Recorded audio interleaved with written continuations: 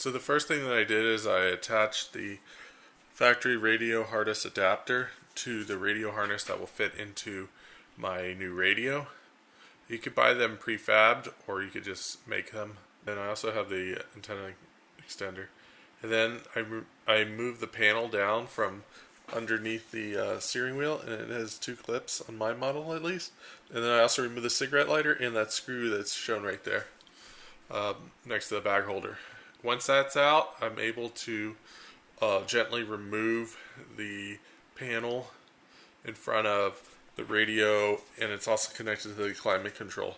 So you want to be very careful not to pull hard on it after you get it out because it still has those wires. In my case, I have a Rumblebee, so I didn't want to damage that panel because it would be very difficult to get another one and the factory numbers wouldn't align. So I took my time and I very carefully removed it. I went on all sides and made sure that nothing was binding or anything.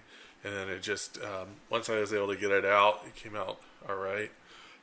Putting it back in, especially on the bottom, it's pretty tricky to align it, so you want to take some extra time and caution when doing that. Once I got it out, though, it wasn't too bad. And there you can see mostly out, and then I was just able to get that last one or two clips remaining. And then once it's out, I just had it supported by the wires that were already there. It's probably not the best idea ever, but for me, it didn't seem like there was much weight on it. And then once that's out, you'll see there's 4 screws that are on the radio that's connecting it. So you want to remove that and don't yank or anything because you still have the radio harness, the wiring harness for the radio, and you also have the antenna. So you just want to pull those out and then just carefully unclip it. And there's a picture of the old radio that just came out. There's the factory harness for the radio, and that's where we're going to connect our adapter piece onto. And if you notice, I was pushing on the clip. That's how I got it out. And then I also going to use the the antenna extender. I've seen there with a drill. I use that to back out the screws, but I would not recommend using a drill to put them back in.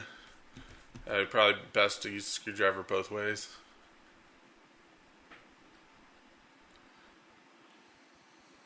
There, I'm just showing the fuse, the extra connectors that you could possibly use for it.